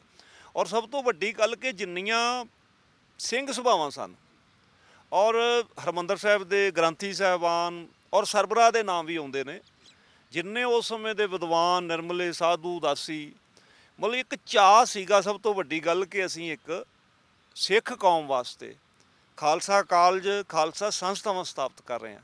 ਭਾਵੇਂ ਪਹਿਲਾਂ ਰਾਵਲਪਿੰਡੀ ਦੇ ਵਿੱਚ ਖਾਲਸਾ ਸਕੂਲ ਸਥਾਪਿਤ ਹੋਏ ਔਰ ਪਹਿਲਾ ਜਿਹੜਾ ਸਾਡਾ ਸਕੂਲ ਹੈ ਖਾਲਸਾ ਕਾਲਜ ਮਿਡਲ ਸਕੂਲ ਹੈ, 1893 ਨੂੰ 22 ਅਕਤੂਬਰ ਨੂੰ ਇਹਦਾ ਸਥਾਪਨਾ ਦਿਵਸ ਹੈਗਾ। ਅਤੇ ਉਸ ਤੋਂ ਬਾਅਦ ਫਿਰ ਖਾਲਸਾ ਕਾਲਜ ਸੁਸਾਇਟੀ ਦਾ, ਕਿਉਂਕਿ ਸਾਡੀ ਜਿਹੜੀ ਮਾਨ ਸੰਸਥਾ ਕਹੋ ਸਾਰੀਆਂ ਜਿੰਨੇ ਵੀ ਸਾਡੇ 13 ਕਾਲਜ ਨੇ ਇਸ ਵਕਤ ਜਾਂ 5-6 ਸਕੂਲ ਹੈ, ਤੇ ਉਹਨਾਂ ਦਾ ਜਿਹੜਾ ਸਮੁੱਚਾ ਕਾਰਜਸ਼ੈਲੀ ਹੈ, ਇਹਨੂੰ ਕਿਵੇਂ ਚਲਾਉਣਾ, ਇਹਦਾ ਸਮੁੱਚਾ ਸਹੀ ਪ੍ਰਬੰਧ, ਇਹਦੀਆਂ ਭਵਿੱਖ ਦੀਆਂ ਯੋਜਨਾਵਾਂ, ਇਹ ਸਾਡੀ ਜਿਹੜੀ ਹੈ ਖਾਲਸਾ ਕਾਲਜ ਸੋਸਾਇਟੀ, ਜਿਹੜੀ ਜਦੋਂ ਇਹ ਅਪ੍ਰੈਲ 1892 ਸਥਾਪਿਤ ਹੋਈ ਤੇ ਇਹਦੀ 100 ਮੈਂਬਰੀ ਕੌਂਸਲ ਸੀ, ਤੇ ਉਹਦੇ ਵਿੱਚੋਂ ਜਿਹੜੇ 30 ਮੈਂਬਰੀ ਆ ਉਹ ਐਗਜ਼ੈਕਟਿਵ ਕਮੇਟੀ ਸੀ। ਇਸੇ ਤਰ੍ਹਾਂ ਇਹ 2008 ਤੋਂ ਫਿਰ ਇਹ ਖਾਲਸਾ ਕਾਲਜ ਚੈਰੀਟੇਬਲ ਸੁਸਾਇਟੀ ਦੇ ਜਿਹੜਾ ਟਾਈਟਲ ਹੇਠ ਜਿਹੜੀ ਆ ਇਹਦੀ ਕਾਰਗੁਜ਼ਾਰੀ ਚੱਲ ਰਹੀ ਹੈ। ਔਰ ਇਹਦੇ ਪ੍ਰਬੰਧ ਅਧੀਨ ਹੀ ਜਿੰਨੇ ਵੀ ਫੈਸਲੇ ਹੋਏ, ਕਿਉਂਕਿ ਸਾਡੇ ਪ੍ਰਬੰਧਕਾਂ ਨੇ ਕਰਨੇ ਹੁੰਦੇ ਆ, ਚਾਹੇ ਉਹ ਸਾਡਾ ਸਿੱਖ ਇਤਿਹਾਸ ਖੋਜ ਵਿਭਾਗ ਸਥਾਪਿਤ ਹੋਇਆ, ਚਾਹੇ ਸਾਡੇ ਗੁਰਦੁਆਰਾ ਸਾਹਿਬ ਦੀ ਮਰਜ਼ਾਦਾ ਹੈ, ਚਾਹੇ ਗੁਰਪੁਰਬ ਮਨਾਉਣੇ ਆ, ਚਾਹੇ ਭਵਿੱਖ ਦੇ ਵਿੱਚ ਸਪੋਰਟਸ ਵਿੱਚ ਹੋਰ ਵਾਧਾ ਕੀ ਹੋ ਸਕਦਾ ਹੈ, ਜਾਂ ਫਿਊਚਰ ਦੇ ਵਿੱਚ ਨਵੇਂ ਅਦਾਰੇ, ਨਵੀਆਂ ਸੰਸਥਾਵਾਂ ਕਿਵੇਂ ਜਿਹੜੀਆਂ ਸਥਾਪਿਤ ਹੋ ਸਕਦੀਆਂ। ਮੈਂ ਕਹਿੰਦਾ ਕਿ ਇਹਦੇ ਵਿੱਚ ਸਭ ਤੋਂ ਵੱਡਾ ਯੋਗਦਾਨ ਖਾਲਸਾ ਕਾਲਜ ਨੇ ਆਪਦੀ ਜਿਹੜੀ ਜਿਸ ਮਿਸ਼ਨ 'ਚ ਸਿੰਘ ਸਭਾ ਲਹਿਰ ਦੇ ਸਾਡੇ ਬਜ਼ੁਰਗ ਸੋਚਦੇ ਆ ਕਿ ਅਸੀਂ ਆਪਣੇ ਵਿਰਸੇ ਤੇ ਵਿਰਾਸਤ ਨੂੰ ਸਾਂਭਣਾ, ਅੱਜ ਤੱਕ ਇਹਨੇ ਆਪਣੀਆਂ ਪਰੰਪਰਾਵਾਂ ਦੇ ਉੱਤੇ ਪਹਿਰਾ ਦਿੱਤਾ ਹੋਇਆ। ਤੇ ਉਸ ਸਮੇਂ ਤੋਂ ਲੈ ਕੇ ਭਾਵੇਂ ਇਹਦੀ ਗੁਰਬਾਣੀ ਦੀ ਵਿਆਖਿਆਕਾਰੀ ਸ਼ੁਰੂ ਹੋਈ ਤਾਂ ਗਿਆਨੀ ਬਿਸ਼ਨ ਸਿੰਘ ਜੀ 1909 'ਚ ਗੁਰਦੁਆਰਾ ਸਾਹਿਬ ਵਿੱਚ ਗ੍ਰੰਥੀ ਆਏ, ਉਹ ਧਾਰਮਿਕ ਟੀਚਰ ਵੀ ਸਨ। ਉਹਨਾਂ ਨੇ 6 ਭਾਗਾਂ ਵਿੱਚ 10ਵੇਂ ਗ੍ਰੰਥ ਦਾ ਟੀਕਾ ਕੀਤਾ, 8 ਭਾਗਾਂ ਦੇ ਵਿੱਚ ਗੁਰੂ ਗ੍ਰੰਥ ਸਾਹਿਬ ਦਾ ਟੀਕਾ ਕੀਤਾ।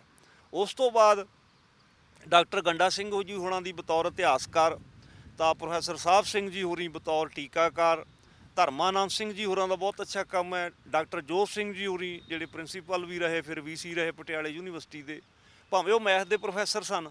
ਮੈਂ ਕਹਿੰਦਾ ਵੀ ਇਹ ਵੀ ਇੱਕ ਖਾਲਸਾ ਸੰਸਥਾਵਾਂ ਦਾ ਵਜੂਦ ਹੈ ਕਿ ਇੱਕ ਮੈਥ ਦਾ ਪ੍ਰੋਫੈਸਰ ਜਿਹੜਾ ਉਹ ਧਰਮ ਮਰਜ਼ਾਦਾ ਦਾ ਕੰਮ ਕਰ ਰਿਹਾ।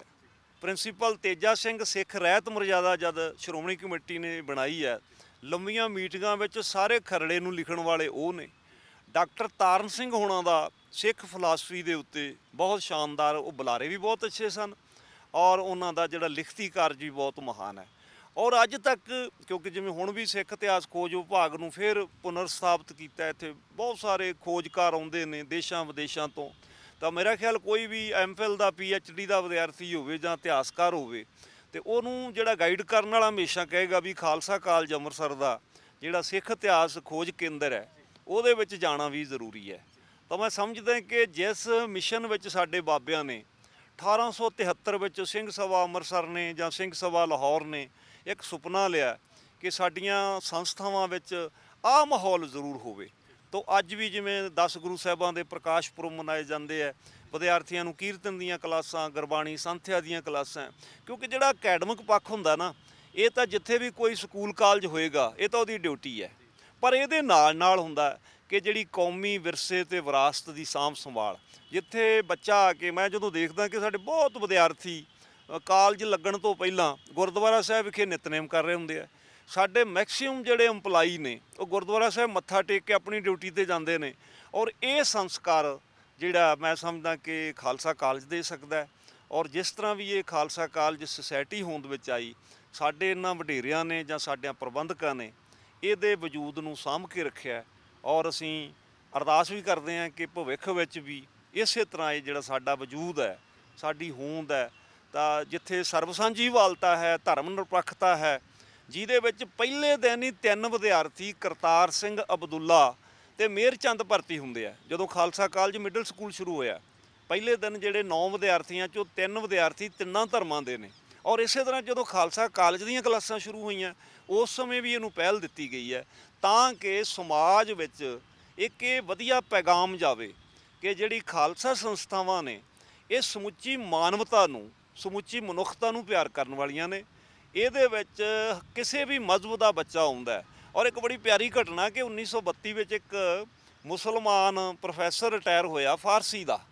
ਉਹ ਕਹਿੰਦਾ ਜਦੋਂ ਮੈਂ ਡਿਊਟੀ ਜੁਆਇਨ ਕੀਤੀ ਸੀ ਤੇ ਮੈਨੂੰ ਮੇਰੇ ਮੁਸਲਮਾਨ ਸੰਗੀ ਕਹਿੰਦੇ ਵੀ ਇਹ ਤਾਂ ਖਾਲਸਾ ਕਾਲਜ ਜਿਹੜਾ ਇਹ ਤਾਂ ਸਿੱਖਾਂ ਦਾ, ਪਰ ਕਹਿੰਦਾ ਇੱਥੇ ਇੰਨਾ ਸਿਰ ਨੌਕਰੀ ਕਰਕੇ ਤਾਂ ਮੈਨੂੰ ਮਹਿਸੂਸ ਹੋਇਆ ਤਾਂ ਮੇਰੀ ਖਾਹਿਸ਼ ਹੈ ਵੀ ਮੇਰੀ ਜਦੋਂ ਮੌਤ ਵੀ ਹੋਵੇ ਤੇ ਮੇਰੀ ਬੋਡੀ ਨੂੰ ਇੱਥੇ ਦਫਨਾਇਆ ਜਾਵੇ। ਮਤਲਬ ਇਹ ਇੱਕ ਭਾਵਕ ਅਟੈਚਮੈਂਟ ਵੀ ਹੈ ਵੀ ਜਿਹੜਾ ਪਿਆਰ ਆ ਨਾ ਇਹਨਾਂ ਸੰਸਥਾਵਾਂ ਦੇ ਵਿੱਚ ਖੁੱਲ੍ਹਾ ਡੁੱਲਾ, ਜਿਹੜਾ ਜਦੋਂ ਮੈਂ ਕਹਿੰਦਾ ਹੁੰਦਾ, ਜਦੋਂ 10ਵੇਂ ਪਾਤਸ਼ਾਹ ਕਹਿੰਦੇ ਨਮਸਤੰ ਅਮਜ਼ਬੇ ਹੈ, ਅਕਾਲ ਪੁਰਖ ਤੈਨੂੰ ਨਮਸਕਾਰ ਆ, ਤੇਰਾ ਮਜ਼ਹਬ ਕੋਈ ਨਹੀਂ ਆ, ਮਤਲਬ ਤੇਰੇ ਤੇ ਇਹ ਨਹੀਂ ਲੇਬਲ ਲਾ ਸਕਦਾ ਕੋਈ ਧਰਮ ਦਾ ਬੰਦਾ ਵੀ ਤੂੰ ਤੂੰ ਸਿਰਫ ਸਾਡਾ ਹੀ ਆ, ਇਹ ਮੈਂ ਤੂੰ ਸਾਰਿਆਂ ਦਾ। ਤੇ ਇਹ ਜਿਹੜਾ ਖਾਲਸਾ ਗੁਰੂ ਗੋਬਿੰਦ ਸਿੰਘ ਜੀ ਦੇ ਉਸ ਸਿਰਜਣਾ ਦੇ ਵਿੱਚੋਂ ਖਾਲਸਾ ਸ਼ਬਦ ਆਇਆ, ਤੇ ਇਹ ਖਾਲਸਾ ਆਪਣੀਆਂ ਮਰਯਾਦਾਵਾਂ ਪਰੰਪਰਾਵਾਂ ਨੂੰ ਬਰਕਰਾਰ ਰੱਖਦਾ ਹੋਇਆ ਤੇ ਸਾਡੀ ਖਾਲਸਾ ਕਾਲਜ ਸੁਸਾਇਟੀ ਜਾਂ ਚੈਰੀਟੇਬਲ ਸੁਸਾਇਟੀ ਉਹਨੇ ਆਪਣੇ ਇਸ ਵਜੂਦ ਨੂੰ, ਆਪਣੇ ਬਾਬਿਆਂ ਦੇ ਮਾਣ ਨੂੰ ਉਦੋਂ ਵੀ ਬੁਲੰਦ ਕੀਤਾ ਹੈ। ਕਿਉਂਕਿ ਪਿਛਲੇ 16-17 ਸਾਲਾਂ ਵਿੱਚ ਸਾਡੇ 8-9 ਨਵੇਂ ਕਾਲਜ ਸਥਾਪਿਤ ਹੋਏ, ਨਵੇਂ ਸਕੂਲ ਸਥਾਪਿਤ ਹੋਏ, ਔਰ ਇਹਦੀ ਸੁਹੱਪਣਤਾ ਵਿੱਚ, ਸੋਝਤਾ ਵਿੱਚ ਜਿਹੜਾ ਬਹੁਤ ਵੱਡਾ ਪਸਾਰ ਹੋਇਆ। ਤੇ ਮੈਂ ਕਹਿੰਦਾ ਹੁੰਦਾ ਕਿ ਸਾਡਾ ਇਸ ਸਮੇਂ ਵੀ ਇੱਕ ਸੁਨਹਿਰੀ ਕਾਲ ਹੈ ਸਮੁੱਚੇ ਇਤਿਹਾਸ ਵਿੱਚ। ਮੈਂ ਇੱਕ ਇਤਿਹਾਸ ਦਾ ਵਿਦਿਆਰਥੀ ਜਾਂ ਅਧਿਆਪਕ ਹੋਣ ਦੇ ਨਾਤੇ ਵੀ ਕਹਿ ਸਕਦਾ ਕਿ ਇਹ 128-30 ਸਾਲਾਂ ਦੇ ਵਿੱਚ ਸਾਡਾ ਇਹ ਪੀਰੀਅਡ ਜਿਹੜਾ ਉਸ ਤੋਂ ਵੀ ਅਗਲਾ ਕਦਮ ਹੈ ਕਿ ਜੋ ਅਸੀਂ ਆਪਣੀਆਂ ਹੋਂਦ ਨੂੰ ਹੋਰ ਵੀ ਚੜ੍ਹਦੀ ਕਲਾ ਵਿੱਚ ਕਾਇਮ ਰੱਖਿਆ ਹੋਇਆ। ਗੋਗੋਨੀ ਸਾਹਿਬ, ਸਾਂਝੀਵਾਲਤਾ ਦੀ ਤੁਸੀਂ ਗੱਲ ਕੀਤੀ ਹੈ, ਉਸ ਦੀ ਝਲਕ ਜਿਹੜੀ ਇਮਾਰਤ ਹੈ, ਅਦਭੁਤ ਨਜ਼ਾਰਾ ਹੈ, ਉਸ ਦੇ ਵਿੱਚ ਵੀ ਝਲਕ ਜਿਹੜੀ ਹੈ ਪੇਸ਼ ਹੁੰਦੀ ਹੈ। ਕਿਹਾ ਜਾਂਦਾ ਹੈ ਕਿ ਜਿਹੜੀ ਇੱਥੇ ਇੱਟਾਂ ਲੱਗੀਆਂ ਨੇ ਉਹਨਾਂ ਦੇ ਵਿੱਚ ਜਿੰਨੇ ਵੀ ਸੰਚੇ ਤਿਆਰ ਕੀਤੇ ਗਏ ਸੀ, ਕੋਈ ਵੀ ਟੋਟਾ ਜਿਹੜਾ ਸੀ ਉਹ ਨਹੀਂ ਲੱਗਾ। ਹਾਂ, ਇਹ ਕਿਉਂਕਿ ਪੱਠਾ ਆਪਣਾ ਲਗਾਇਆ ਗਿਆ, ਤੇ ਆਮ ਜਿਹੜਾ ਸਾਡਾ ਇਤਿਹਾਸ ਆ ਵੀ ਇਹ 7 ਤਰ੍ਹਾਂ ਦੇ ਸੈਂਚੇ ਸਨ ਜਿਹਦੇ ਵਿੱਚ ਇੱਟਾਂ ਤਿਆਰ ਕੀਤੀਆਂ ਗਈਆਂ। ਮਤਲਬ ਸਾਡੇ ਪੁਰਖਿਆਂ ਦਾ ਇਹੋ ਜਿਹਾ ਇਹ ਨਕਸ਼ਾ ਤਿਆਰ ਕੀਤਾ ਕਿ ਇਹਦੇ ਵਿੱਚ ਇੱਟ ਤੋੜ ਕੇ ਨਹੀਂ ਲਗਾਉਣੀ। ਤਾਂ ਹਮੇਸ਼ਾ ਜਿਹੜੀ ਫਿਲਾਸਫੀ ਇਹ ਕਹਿੰਦੀ ਹੈ ਵੀ ਜਿਹੜੀਆਂ ਸੰਸਥਾਵਾਂ ਵਿੱਚ ਇੱਥੇ ਨਾ ਇੱਕ ਵਜੂਦ ਸਥਾਪਿਤ ਹੁੰਦਾ ਵਿਦਿਆਰਥੀ ਦਾ, ਜਾਂ ਕਹੋ ਸਰਬਪੱਖੀ ਵਿਕਾਸ ਹੁੰਦਾ, ਤੇ ਸਰਬਪੱਖੀ ਵਿਕਾਸ ਦੇ ਵਿੱਚ ਉਹਦੀ ਹੋਂਦ ਨੇ ਪਰਪੱਕ ਹੋਣਾ। ਤੇ ਇਸ ਲਈ ਸਾਡੇ ਪੁਰਖਿਆਂ ਨੇ ਇੱਥੇ ਇੱਟ ਤੋੜ ਕੇ ਨਹੀਂ ਲਾਈ, ਨਕਸ਼ੇ ਦੇ ਲਿਹਾਜ਼ ਨਾਲ ਉਹ ਕੰਪਲੀਟ ਇੱਟ ਲਾਈ ਗਈ ਹੈ ਤਾਂ ਕਿ ਇੱਥੇ ਤੋੜਿਆ ਨਹੀਂ ਜਾਂਦਾ, ਇੱਥੇ ਜੋੜਿਆ ਜਾਂਦਾ ਹੈ। ਚਾਹੇ ਸਾਹਿਤ ਨਾਲ ਹੋਵੇ, ਭਾਸ਼ਾ ਨਾਲ ਹੋਵੇ, ਧਰਮ ਨਾਲ ਹੋਵੇ, ਸਮਾਜ ਨਾਲ ਹੋਵੇ, ਆਰਥਿਕਤਾ ਨਾਲ ਹੋਵੇ, ਗਿਆਨ ਨਾਲ ਹੋਵੇ, ਪਰਸਨੈਲਿਟੀ ਨਾਲ ਹੋਵੇ, ਵੀ ਇੱਥੇ ਵਜੂਦ ਨੂੰ ਪਰਪੱਕ ਕੀਤਾ ਜਾਂਦਾ ਹੈ, ਉਹਦੀ ਹੋਂਦ ਸਥਾਪਿਤ ਕੀਤੀ ਜਾਂਦੀ ਹੈ। ਮੈਂ ਸਮਝਦਾ ਵੀ ਇਹ ਇੱਕ ਬੜੀ ਵੱਡੀ ਪ੍ਰੇਰਕ ਸ਼ਕਤੀ ਹੈ। ਜਾਣ ਤੋਂ ਪਹਿਲਾਂ ਜੇਕਰ ਖਾਲਸਾ ਕਾਲਜ ਨੂੰ ਕੁਝ ਸ਼ਬਦਾਂ ਦੇ ਵਿੱਚ ਬਿਆਨ ਕਰਨਾ ਹੋਵੇ ਸਮੁੱਚੇ ਪੂਰੇ ਵਰਤਾਰੇ ਨੂੰ, ਤਾਂ ਕਿਵੇਂ ਕਰੋਗੇ? ਮੇਰਾ ਖਿਆਲ ਮੈਂ ਤਕਰੀਬਨ ਪਿਛਲੇ 36 ਸਾਲਾਂ ਤੋਂ ਇੱਥੇ ਸਰਵਿਸ ਕਰ ਰਿਹਾ ਇਹਨਾਂ ਅਦਾਰਿਆਂ 'ਚ। ਤਾਂ ਮੈਂ ਹਮੇਸ਼ਾ ਕਹਿੰਦਾ ਹੁੰਦਾ ਵੀ ਇਹ ਸਾਡੀ ਇੱਕ ਭਲੀ ਕਿਸਮਤ ਹੈ ਜਾਂ ਸਾਡਾ ਕਰਮ ਅੱਛਾ ਹੈ ਕਿ ਸਾਨੂੰ ਇਹਨਾਂ ਅਦਾਰਿਆਂ ਵਿੱਚ ਆਉਣ ਦਾ ਮੌਕਾ ਮਿਲਿਆ। ਇੱਥੋਂ ਅਸੀਂ ਬਹੁਤ ਕੁਝ ਸਿੱਖਿਆ, ਬਹੁਤ ਕੁਝ ਪ੍ਰਾਪਤ ਕੀਤਾ, ਔਰ ਇਹਨਾਂ ਪੁਰਖਿਆਂ ਬਾਰੇ ਪੜ੍ਹਨ ਦਾ, ਜਾਣਨ ਦਾ, ਲਿਖਣ ਦਾ ਸਾਨੂੰ ਇੱਕ ਮੌਕਾ ਮੇਲ ਸਾਡੇ ਪ੍ਰਬੰਧਕਾਂ ਨੇ ਦਿੱਤਾ।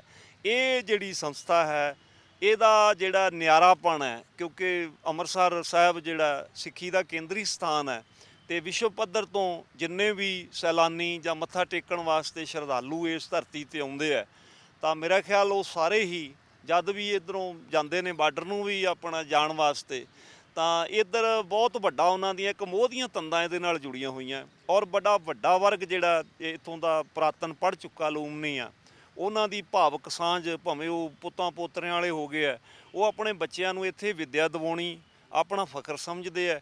ਔਰ ਇਹ ਸੰਸਥਾ ਜਿਹੋ ਜਿਹਾ ਵਜੂਦ ਹੈ ਇਹਦਾ, ਇਹ ਇੱਕ ਬੜਾ ਹੀ ਨਿਆਰਾਪਣ ਹੈ। ਜਦੋਂ ਵੀ ਕੋਈ ਪਹਿਲੀ ਵਾਰ ਇੱਥੇ ਆਉਂਦਾ, ਮੇਰੇ ਖਿਆਲ ਉਹਦੀਆਂ ਤਾਂ ਕਹਿਣ ਦੀਆਂ ਗੱਲਾਂ ਹੁੰਦੀਆਂ ਵੀ ਮੈਂ ਬਹੁਤ ਵੱਡੇ ਸਥਾਨ 'ਤੇ ਜਿਹੜਾ ਆਉਣ ਦਾ ਮੈਨੂੰ ਮੌਕਾ ਮਿਲਿਆ। ਇਸ ਕਰਕੇ ਇਸ ਸੰਸਥਾ ਦਾ ਸਮੁੱਚਾ ਇਤਿਹਾਸ, ਸਮੁੱਚੀ ਦੇਣ ਜਿਹੜੀ ਹੈ ਇਸ ਸਮਾਜ ਨੂੰ ਬਹੁਤ ਵੱਡੀ ਹੈ, ਔਰ ਅਸੀਂ ਅਰਦਾਸ ਕਰਦੇ ਹਾਂ ਕਿ ਇਹ ਯੁਗਾਂ ਜਗੰਤਰਾਂ ਤੱਕ ਟਲ ਰਹੇ। ਬਹੁਤ ਬਹੁਤ ਧੰਨਵਾਦ। ਹਾਂ, ਧੰਨਵਾਦ। ਸੋ ਇਹ ਸਾਨੂੰ ਅੱਗੇ ਵਿਦਵਾਨ ਪ੍ਰਿੰਸੀਪਲ ਡਾਕਟਰ ਇੰਦਰਜੀਤ ਸਿੰਘ ਗੋਗਵਾਨੀ, ਜਿਨ੍ਹਾਂ ਨੇ ਖਾਲਸਾ ਕਾਲਜ ਦੇ ਸਾਨਾ ਮਤੇ ਇਤਿਹਾਸ ਤੋਂ ਜਾਣੂ ਕਰਵਾਇਆ ਹੈ, ਤੇ ਉਹਨਾਂ ਦੇ ਕਹਿਣ ਦੇ ਮੁਤਾਬਕ ਅੱਜ ਜਦੋਂ ਵੀ ਇੱਥੇ ਜਿਹੜੇ ਲੱਖਾਂ ਵਿਦਿਆਰਥੀ ਪੜ੍ਹ ਕੇ ਗਏ ਨੇ, ਉਹ ਵੀ ਇੱਥੇ ਆਪਣਾ ਪੂਰਾ ਹੱਕ ਜਤਾਉਂਦੇ ਹੋਏ ਨਜ਼ਰ ਆਉਂਦੇ ਨੇ, ਤੇ ਉਹਨਾਂ ਨੂੰ ਅਪਣੱਤ ਜਿਹੜੀ ਹੈ ਇੱਥੇ ਮਹਿਸੂਸ ਹੁੰਦੀ ਹੈ।